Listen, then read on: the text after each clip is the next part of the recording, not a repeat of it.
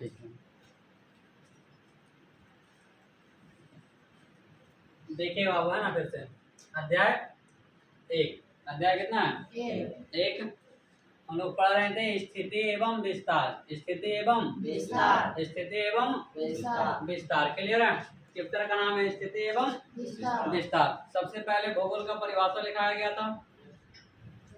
भूगोल दो शब्दों के मेल से बना है। भूगोल दो शब्दों के मेल से बना। कितने शब्दों के? दो शब्दों के। कौन कौन है? भू प्लस गोल। भू प्लस गोल। भू प्लस गोल। जिसमें भू का अर्थ क्या होता है? भूमि। भूमि। भू का अर्थ भूमि और गोल का अर्थ गोल। अर्थात भूमि क्या है? गोल है। गोल है। भूमि क्या है? गोल है। इसीलिए हम इसे क्या कहते हैं? भूगोल। भूगोल कहते हैं।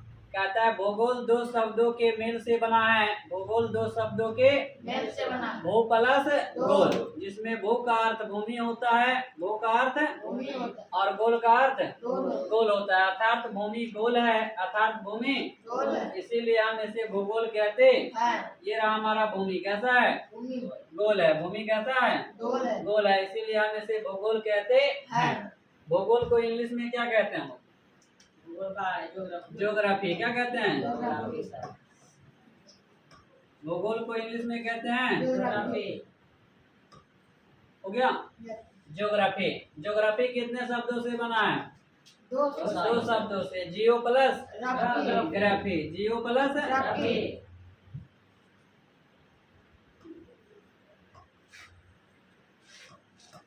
जियो प्लस क्या है? ग्राफी।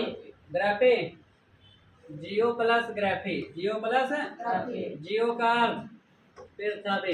जियो का अर्थ पृथ्वी। ग्राफी का अर्थ गोल। अध्ययन करना। ग्राफी का अर्थ क्या होता है? अध्ययन करना। अध्ययन करना। नहीं पढ़ाए थे? जियो का अर्थ पृथ्वी और ग्राफी का अर्थ होता है अध्ययन करना। पृथ्वी का अध्ययन ज्योग्राफी कहलाता है। पृथ्वी का अध्ययन ज्योग्राफी कहलाता है। पृथ्वी का अध्ययन क्या कहलाएगा? ज्योग्राफी कहलाता है। क्लियर है? ज्योग्राफी शब्द देन किसकी है? एराटोस्थनीज। एराटोस्थनीज का ज्योग्राफी शब्द कौन दिए थे? एराटोस्थनीज। रहने वाले कहाँ के थे?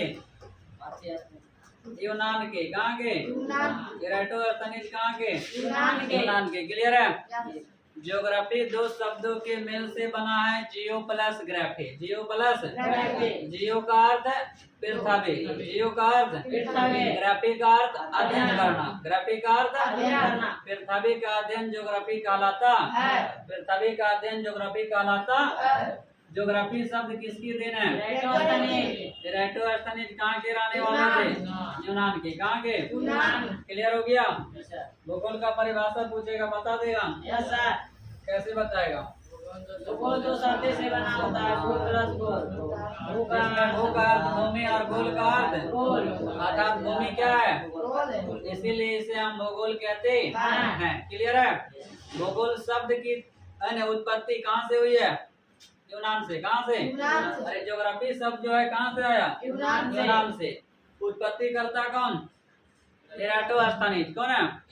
एराटोस्थनीज। क्लियर है? उन्होंने बताया कि ज्योग्राफी दो शब्दों के मिलने से बना है। ज्योग्राफी दो शब्दों के मिलने से बना है। ज्योग्राफी दो शब्दों के मिलने से बना। जियो प्लस ग्राफी। जियो प्लस ग्राफी। इसमें जियो का अर्थ पृथ्वी होता है और ग्राफी का अर्थ अध्ययन होता है। अर्थात पृथ्वी का अध्ययन ही ज्योग्राफी कहलाता है। आगे बढ़े। आगे हम लोग पढ़े थे ग्लोब। क्या पढ़े? ग्लोब। इसको क्या कहते हैं? ग्लोब। क्या कहेंगे? ग्लोब। अब देखिए ग्लोब में हम पढ़ेंगे क्या क्या? अक्षांशीय रेखा, देशांतरीय रेखा, कर्क रेखा, मकर रेखा, भूमध्य रेखा, इन सारी चीजों का अध्ययन करेंगे। ग्लोब हमें अक्षांशीय और देशांतरीय रेखा के बारे में बताती है।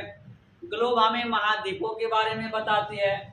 ग्लोब महासागरों के बारे में बताती है और दुनिया में जितने भी देश है उन देशों के बारे में भी बताती है। अर्थात इन सभी चीजों का अध्ययन हम ग्लोब का परिभाषा हम लोग आसानी से दे देंगे। हूबहू पृथ्वी के जैसा है ये। पृथ्वी बहुत बड़ा है, ग्लोब छोटा है। ग्लोब क्या है? छोटा है। माने पृथ्वी का ही एक स्वरूप बनाया गया है। जैसे आदमी बहुत बड़ा होता है, 5 फीट का होता है, 5.5 फीट का होता है, लेकिन उसका फोटो जब बनाते हैं तो छोटा भी बना देते हैं। फोटो जब हम बनाते हैं तो छोटा सा नहीं बना देते हैं। तो उसी प्रकार से पृथ्वी का एक छोटा सा नक्शा बनाया गया है, पृथ्वी का एक छोटा सा, जिसमें सारे चीजों को समाहित किया गया है। स्थलीय भाग, जलीय भाग, जितने महाद्वीप हैं, सारे चीजों को इसमें क्या किया गया है, समाहित किया गया है। तो हम कह सकते हैं ये पृथ्वी का एक स्वरूप है, पृथ्वी का एक स्वरूप है। हूबहू पृथ्वी के जैसा एक छोटा रूप है, पृथ्वी के जैसा एक छोटा रूप है। अर्थात पृथ्वी वास्तविक है, लेकिन ग्लोब जो है ये काल्पनिक है। पृथ्वी वास्तविक है, लेकिन ग्लोब काल्पनिक है। तो पृथ्वी के काल्पनिक नमूने को ग्लोब कहा जाता है। पृथ्वी के कौन नमूना? काल्पनिक नमूने। पृथ्वी के काल्पनिक नमूने को ग्लोब कहा जाता है, जिसके माध्यम से महाद्वीपों, महासागरों और देशों के बारे में जानकारी प्राप्त होती है। इस ग्लोब के बारे है ना, ग्लोब के माध्यम से हम जान सकते हैं कि कौन सा महाद्वीप कहाँ है, कौन महासागर कहाँ है और कौन सा देश कहाँ है। तो इसके माध्यम से महाद्वीपों, महासागरों और देशों के बारे में हमें जानकारी मिलती है। इसी चीज को हम क्या कहते हैं? ग्लोब कहते हैं। क्लियर है? पृथ्वी के काल्पनिक नमूना, पृथ्वी के क्या है? काल्पनिक नमूना। पृथ्वी के काल्पनिक नमूने को ग्लोब कहते हैं। इसके माध्यम से महाद्वीपों, महासागरों और देशों के बारे में जानकारी प्राप्त होती है। आगे कौन रेखा? अक्षांश रेखा। देखो ये ग्लोब है, ग्लोब को जब हम इंडिकेट करेंगे तो इधर हो जाएगा पूरब, इधर पश्चिम, ऊपर हो जाएगा और नीचे दक्षिण। क्लियर है? पूरब पश्चिम, उत्तर दक्षिण, पूरब पश्चिम, उत्तर दक्षिण। चलो बताएगा, ये जो रेखा खींचा हुआ है ये किस दिशा में खींचा हुआ है? इधर खींचा हुआ है पूरब से पश्चिम खींचा हुआ है। तो ग्लोब पर पूरब से पश्चिम खींची गई काल्पनिक रेखा को अक्षांश रेखा कहते हैं। कौन रेखा? पूरब से पश्चिम यदि कोई रेखा खींची हुई है तो उसे हम क्या कहेंगे? अक्षांश रेखा। कौन रेखा? ग्लोब पर पूरब से किधर? पश्चिम, पूरब से पश्चिम की ओर खींची गई रेखा को पृथ्वी पर पूरब से पश्चिम खींची गई रेखा को अक्षांश रेखा कहा जाता है। अब पृथ्वी बोलो या ग्लोब बोलो, पृथ्वी का ही एक स्वरूप है। तो हम पृथ्वी का नक्शा बोल सकते हैं या फिर डायरेक्ट इसको ग्लोब बोल सकते हैं। क्लियर है? तो पृथ्वी पर पूरब से पश्चिम जो रेखा खींची जाती है उसे कौन रेखा? अक्षांश रेखा। कौन रेखा? अक्षांश रेखा। अक्षांश रेखा की संख्या 180 या 181 180 या 181 होता।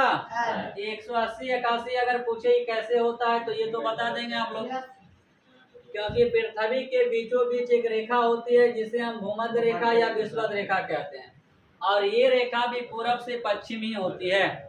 ये रेखा भी पूरब से पश्चिम ही होती तो है। जब हम इसको भी अक्षांश रेखा में गिनेंगे तब अक्षांश रेखा 181 होगा। तब कितना होगा? 181। ऐसे अगर इसको नहीं गिनेंगे तो कितना होगा? 180 होगा। क्लियर है? कौन देखा? देखा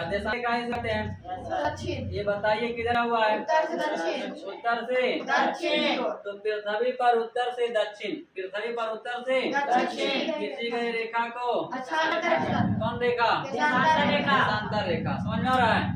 पृथ्वी पर जो उत्तर से दक्षिण की जाएगा अर्थात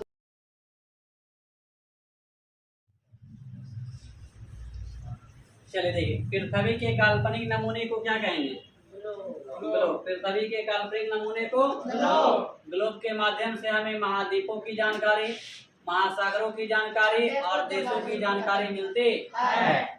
इसके माध्यम से हम महाद्वीप, महासागर और देशों के बारे में जानकारी प्राप्त कर सकते हैं। हो गया? आगे है अक्षांश रेखा। कौन रेखा? अक्षांश रेखा। पृथ्वी पर पूरब से पश्चिम, पृथ्वी पर पूरब से पश्चिम जो रेखा खींची जाती है उसको क्या कहेंगे? अक्षांश रेखा। ये जो रेखा पूरब से पश्चिम खींची गई है इसी को हम क्या कहेंगे? अक्षांश रेखा। अक्षांश रेखा। कौन रेखा? अक्षांश रेखा। अक्षांश रेखा। अक्षांश रेखा की संख्या 180 या 181, 180 या 181। एकासी। आगे है बाबू देशांतर रेखा। कौन रेखा है? ये जो उत्तर से दक्षिण रेखा खींची जाती है इसी को क्या कहेंगे? देशांतर रेखा। कौन रेखा?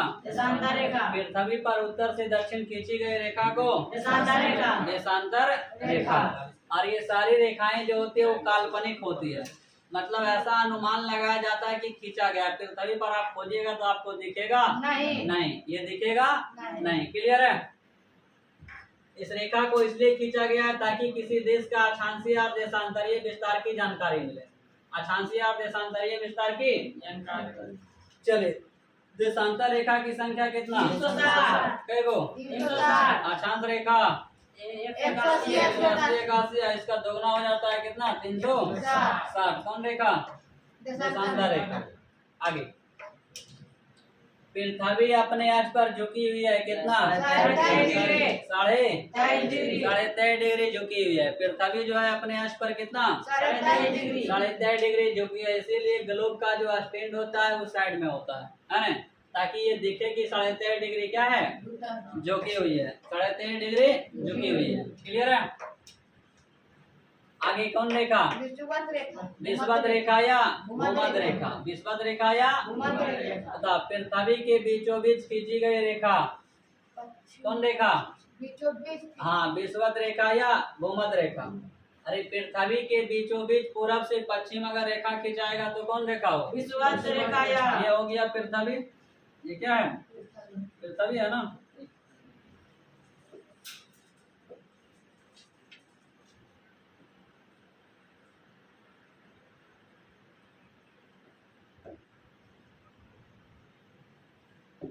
ये पृथ्वी है। इसके बीचों बीच अगर कोई रेखा खींची जाती है तो वह रेखा क्या कहलाएगा? बीचों बीच अगर कोई रेखा खींची जाती है तो ये रेखा क्या कहलाएगी? भूमध्य रेखा या विषुवत रेखा? भूमध्य रेखा या विषुवत रेखा। भूमध्य रेखा या विषुवत रेखा। पृथ्वी के बीचों बीच पूरब से पश्चिम, ये खींचा हुआ है किधर? पूरब से पश्चिम। तो पृथ्वी के बीचों बीच पूरब से पश्चिम खींची गई रेखा को भूमध्य रेखा या विषुवत रेखा कहा जाता है। अर्थात ये वैसी रेखा होती है जो पूरे पृथ्वी को दो भागों में बांट देती है। पूरे पृथ्वी को दो भागों में बांट देती है। इस रेखा को हम कहते हैं भूमध्य रेखा या विषुवत रेखा। क्लियर है? अब जब दो भागों में बट गया तो ये ऊपर वाला उत्तरी अक्षांश और नीचे वाला दक्षिणी अक्षांश कहलाता है। ऊपर वाला रेखा ऐसे पूरा रेखा अक्षांश कहलाता है। तो ऊपर जो रेखा होगा ये उत्तरी अक्षांश होगा। ऊपर यदि कोई रेखा है तो ये क्या कहलाएगा? उत्तरी अक्षांश। और नीचे वाला रेखा दक्षिणी अक्षांश। तो बताएगा 23.5 डिग्री उत्तरी अक्षांश को कौन रेखा? कर्क रेखा। कौन रेखा? 23.5 डिग्री उत्तरी अक्षांश को कर्क रेखा। और 23.5 डिग्री दक्षिणी अक्षांश को 23.5 डिग्री दक्षिणी अक्षांश को मकर रेखा। 66.5 डिग्री उत्तरी अक्षांश को आर्कटिक रेखा। और 66.5 डिग्री दक्षिणी अक्षांश को अंटार्कटिक रेखा। ये भी बताया गया था कल। बीचों बीच खींची गई रेखा विषुवत रेखा। 23.5 डिग्री उत्तरी अक्षांश 66.5 डिग्री उत्तरी अक्षांश कौन रेखा? आर्कटिक रेखा। 23.5 डिग्री दक्षिणी अक्षांश मकर रेखा। 66.5 डिग्री दक्षिणी अक्षांश अंटार्कटिक रेखा। हो गया। कर्क रेखा कहाँ से? पूरब से पश्चिम। भारत से। कहाँ से? भारत से होके गुजरती है। कर्क रेखा भारत से होकर गुजरती है। मकर रेखा कहाँ से? ऑस्ट्रेलिया से।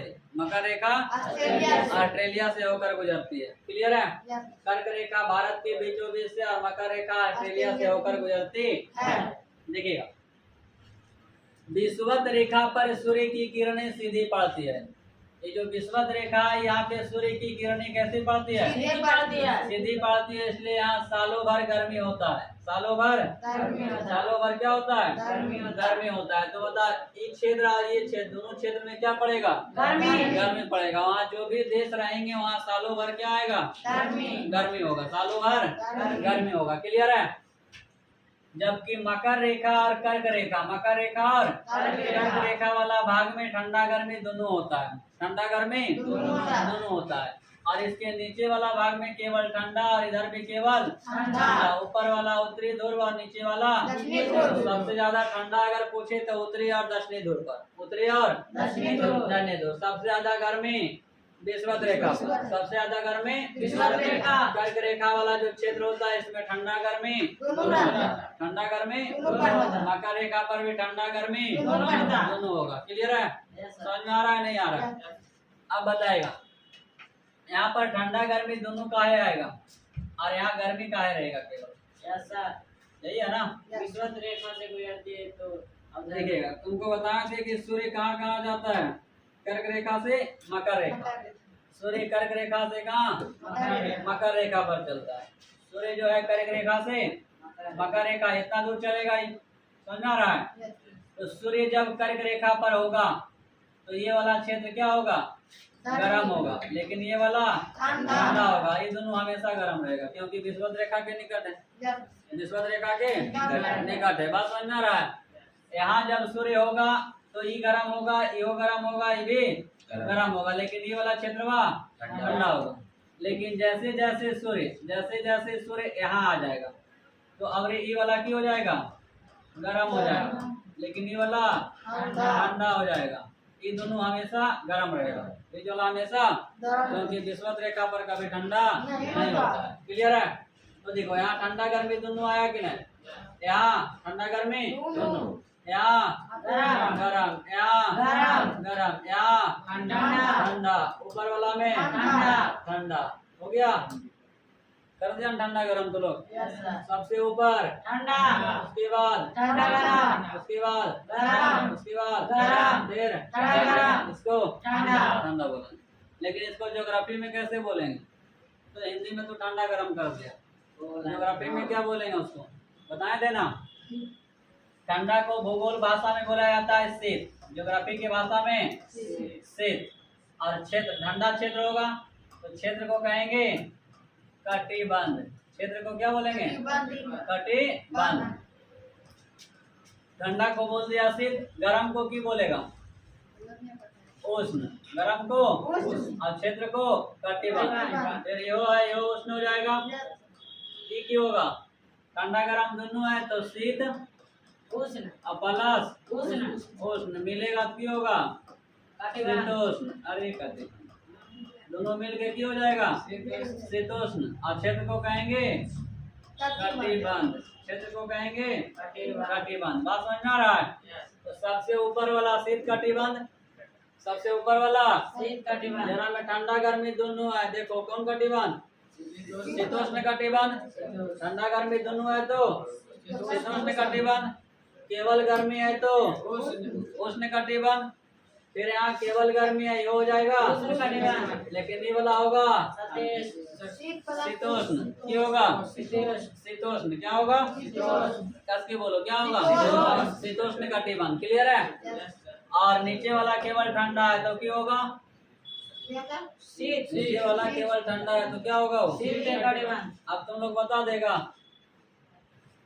अपने से, ट्राई कर लें। Yes, sir.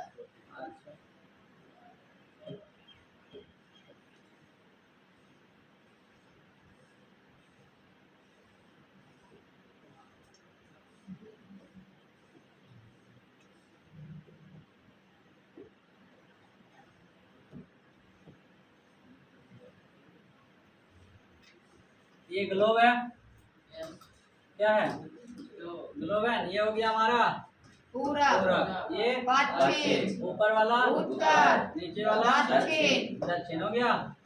बीचों बीच रेखा विषुवत विषुवत रेखा, बीचों बीच वाला रेखा विषुवत रेखा, विषुवत रेखा। क्लियर है?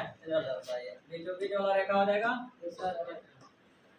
विषुवत रेखा।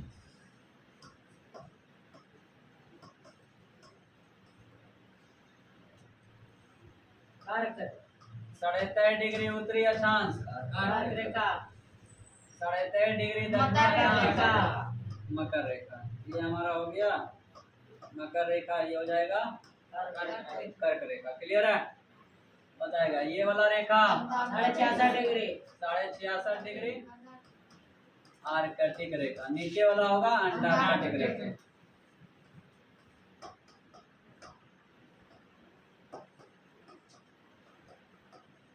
अंटार्कटिक रेखा हो गया। Yes, sir. अब तो लोग बताते चल जाओगे, Yes, sir. नहीं बता दोगे? Yes, sir. विषुवत रेखा पर सूर्य की किरणें सीधे चमकती है। यहाँ सूर्य की किरणें सीधे चमकती है। होता है। ये हो जाएगा गरम, Yes. और गरम को ज्योग्राफी में हम कहते हैं उष्ण। उष्ण। क्या कहेंगे? उष्ण। उष्ण। गरम को ज्योग्राफी में कहेंगे उष्ण। उष्ण। इसको कहेंगे क्षेत्र को कटिबंध। क्षेत्र को कहेंगे कटिबंध। ये हो जाएगा उष्ण कटिबंध। कटिबंध। दोनों हो गया उष्ण कटिबंध। कटिबंध। क्लियर है? ये वाला होगा ठंडा गरम दोनों आएगा इसमें। ये हो जाएगा शीतोष्ण कटिबंध। नहीं, ये वाला क्या होगा? शीत। शीत। शीत कटिबंध। ये हो गया हमारा दक्षिणी ध्रुव। ध्रुव। दक्षिणी ध्रुव। ध्रुव। और ये होगा उत्तरी ध्रुव। उत्तरी ध्रुव। ध्रुव। उत्तर वाला उत्तरी ध्रुव और दक्षिणी वाला दक्षिणी ध्रुव। ये वाला क्या होगा? शीतोष्ण। ये हो जाएगा शीतोष्ण कटिबंध है। Yes. और ऊपर वाला शीत। शीत कटिबंध। हो गया? जैसा। काहे होता है? तो सूर्य जहाँ जहाँ जाएगा वहाँ गर्मी होगा, जहाँ सूर्य नहीं जाएगा वहाँ ठंडा। ठंडा होगा। इधर सूर्य की किरणें नहीं पहुँचती है, इसलिए इधर शीत होता है, सब दिन ठंडा, इधर भी ठंडा। सूर्य चलता है कहाँ कहाँ? कर्क रेखा से मकर रेखा। मकर रेखा के बीच, कर्क रेखा से मकर रेखा के बीच। बताएगा तुम लोग कर्क रेखा पर सूर्य कब आता है?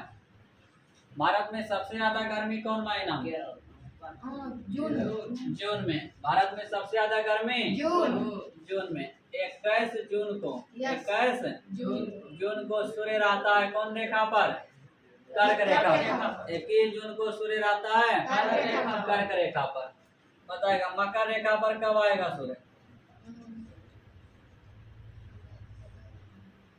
महीने, ये साल होता है कितने महीने का? 12 महीने। 12 महीने के। 12 महीना में सूर्य कई रेखा पर चलता है? 3 रेखा पर। तो एक रेखा पार करे में 4 महीना। तो जून से गिनो। अक्टूबर। जून, जुलाई, अगस्त, सितंबर। कहीं आएगा? सितंबर। कहीं आ जाएगा? 23 सितंबर को आ जाएगा सूर्य विषुवत रेखा पर। 23 सितंबर को सूर्य आ जाएगा विषुवत रेखा पर। 23 सितंबर को आ जाएगा विषुवत रेखा पर।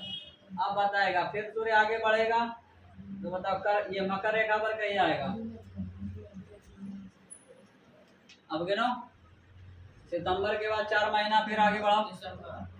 दिसंबर। 22 दिसंबर को सूर्य रहेगा मकर रेखा पर। 22 दिसंबर को सूर्य होता है। मकर रेखा। और हमारा भारत देश जो है यहाँ पर है, भारत यहाँ पर है।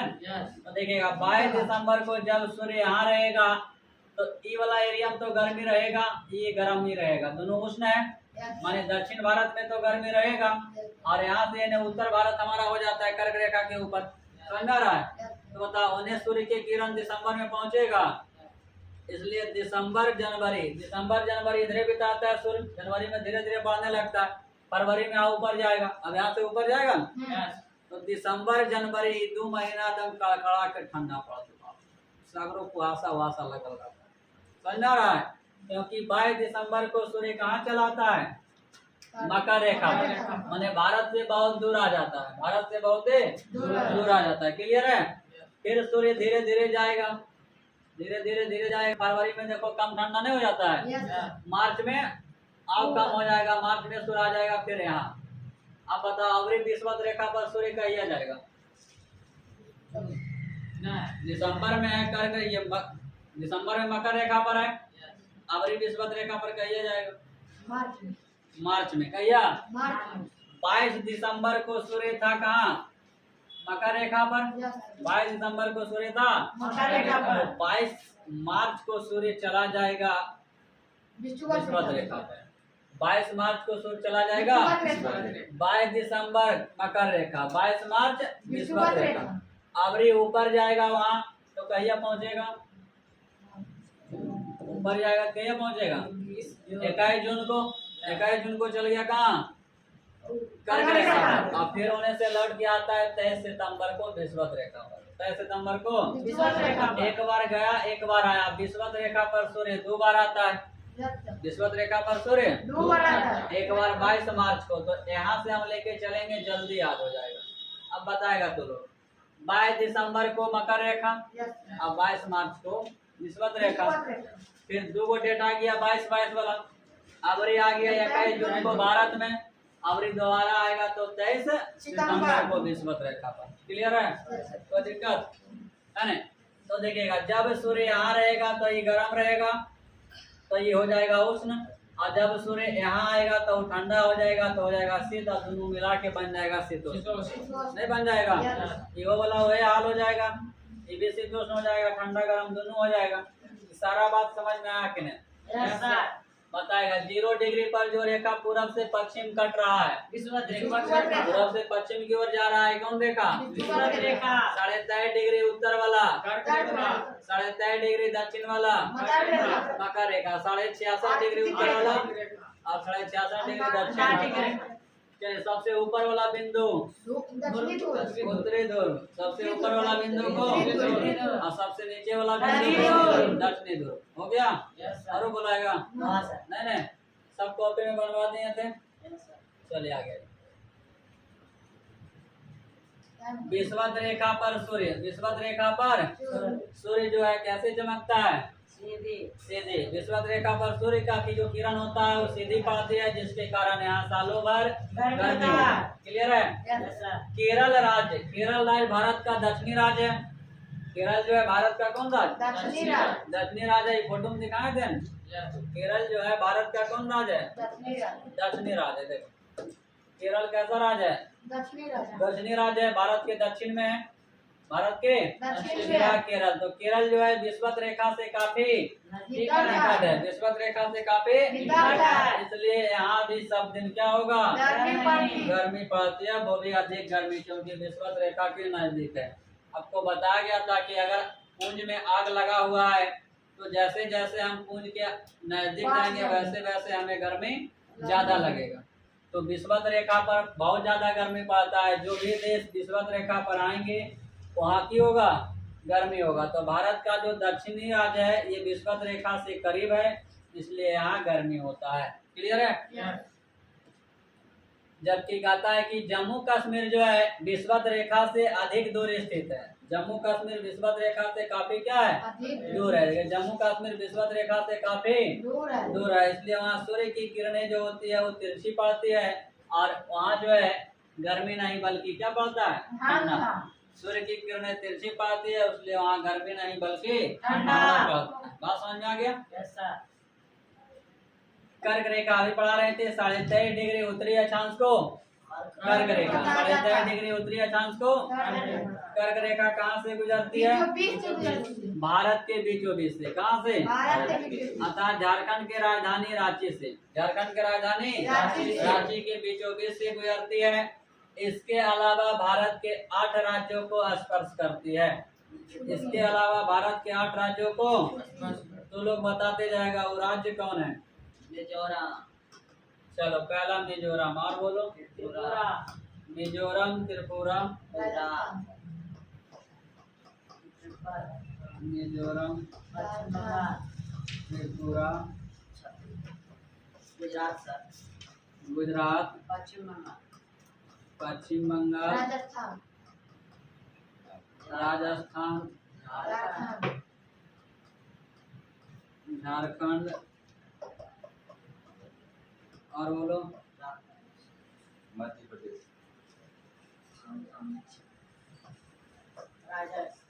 मध्य प्रदेश, और बोलो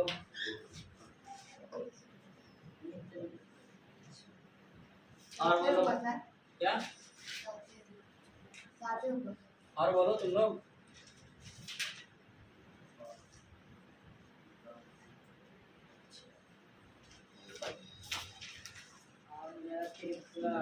त्रिपुरा लिखा हुआ है, लोग पढ़ा नहीं है, कॉपी उलटना पड़ जाता है। तो लोग ट्रिक लिखा है देन मित्री पर छत्तीसगढ़, समझा जा। तो एक हो गया छत्तीसगढ़, छत्तीसगढ़ कितना हो गया? 8 राज्य। इन्हीं 8 राज्य से कर्क रेखा होकर गुजरती है, जबकि झारखंड की राजधानी रांची को बीचों बीच से पार करती है। झारखंड की राजधानी रांची से बीचों बीच पार करती है। क्लियर है? बाकी सारे राज्य को कहीं ऊपर कहीं नीचे स्पर्श करते हुए गुजरती है। क्लियर हो गया?